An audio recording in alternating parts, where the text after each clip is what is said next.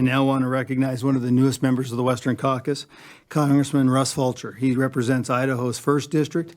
It's been a great voice. We got a chance to meet him, and boy, what a stalwart champion. So with that, to the gentleman from Idaho. Mr. Chairman, thank you for that. And to all of you, just thank you for being here and being part of this, sincerely. This is one of those opportunities that we get to interact with just a broad group of people, and I'm very thankful for that. I think all of us are very thankful for that. I'm going to shorten my comments and try not to be too redundant, but Idaho has certainly been impacted by this, and this has generated a lot of debate and a lot of controversy in our state. Probably the biggest things that have come to my attention has been the fact that, wait a minute, the Endangered Species Act has made humans the endangered species in a lot of our state because of the negative impact it's had on things like access and just the regulatory impact of it and the negative impact it's had on economics.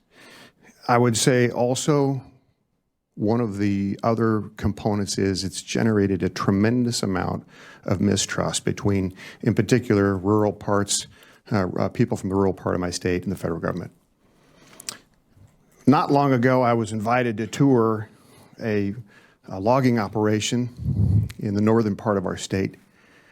And I'm sure this sign was created in part for me, but this particular project was supplying a major paper, Clearwater paper.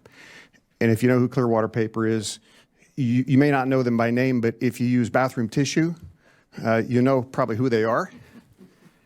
And there was a big sign as I was pulling up, and it said, welcome to such and such a place. We're closed. Wipe your, I'll leave that blank, with a spotted owl. Because the spotted owl had, and the endangered species status of that had basically shut down that particular operation. And if you dig into the detail of that, we still haven't recovered from that. The real culprit there is the natural predator. It's a barred owl. That's the enemy of the spotted owl. It's not any operations that are going on up there. So over and over again, when at the local level, we try to do some kind of collaboration in order to improve the situation. Inevitably, it leads to a lawsuit. That's been mentioned before. We have that same struggle. The only winner there, of course, is attorneys. And I think that the administration is pointed in the right direction at this point. There appears to be some movement updating things to rely on science to help improve access and put some benchmarks in place to identify recovery. I would also add that another major step, and I'm willing to do my part, and I know the Western Caucus is, but we need to address the Equal Access to Justice Act. That plays a major role in getting to some solutions as opposed to just dealing with the problems we've got. So if you sense angst in my voice and in the voice of my colleagues, that's because there's a lot of it. And in particular, if you're not from a Western state, if you're from the Midwest or the East, there's a good chance you don't have the majority of your landmass as federally owned. And I'm just telling you, that makes a massive difference. Because basically, we're tenants within our own borders.